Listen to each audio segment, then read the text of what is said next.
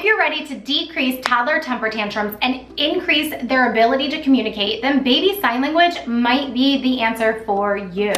Starting around 6 months old, you can use baby sign language with your baby in everyday conversations and everyday activities. This is going to really start the process of your child's brain remembering all of the things that you are showing them as you're telling them and talking about their day. So of course a 6-month-old can't quite communicate their needs, wants, desires, and all the things, but as you are starting to really teach them all of these different signs, they're going to be able to communicate them eventually. So between 6 months and 12 months is when you could really start incorporating baby signs.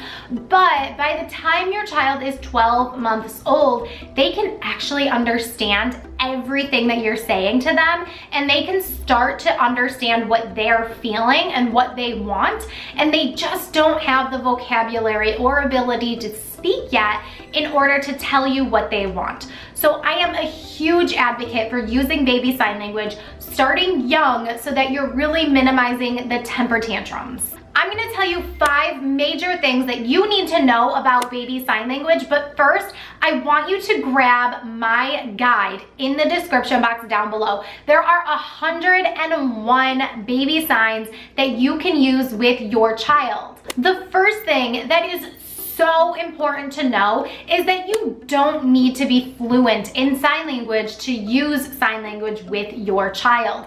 There are some basics: more, please, thank you, milk, such simple things that you can use with your child to help communicate their basic needs. You only need to use very basic signs, so you don't need to be fluent in an entire language to be able to communicate. And I like to think of it this way: if you go to Mexico, you might not know the entire Spanish language, and you can easily talk to somebody in Mexico, and even if somebody is speaking fluent Spanish to you, all you need to do is say, "No comprendo español, hablo inglés." Like, you don't need to know the entire language to go to a different country. You can tell them that you don't understand, and you'll find a different way to communicate. So using baby sign language is your child's way of communicating with you before they have the verbal ability to speak to you.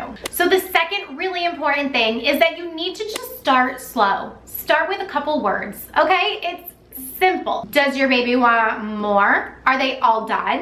Those things are so simple to have your child start to communicate with you. The next thing is that you should really be very repetitive with the signs that you're choosing to use, and to use them often.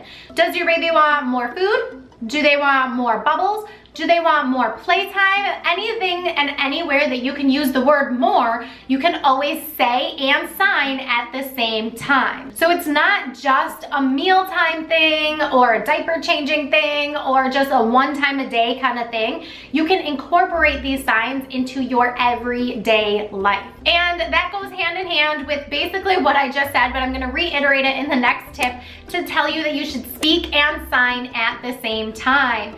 So instead of just like silently, you want to say more. Do you want more? And you can take your child's hands. If they say yeah, they want more, you can take their hands and hand over hand, show them more, please. And as they get older and turn into toddlers who love to tell you exactly how they feel, you can start stringing signs together so that you're incorporating manners as well. So they can say more please or all done please. The next tip that I have for you is just don't force it. You gotta make it natural. The more you practice when your baby is younger, the more natural it's gonna be, and you're not gonna feel weird when you have a 12-month-old who's starting to use these signs, because you've been practicing them all along. So the more you practice as your child is younger, the more it's natural for you, and the more it's going to become natural for your child as well. Now, circling back to that 101 baby signs guide, I want to remind you to grab that in the description box down below,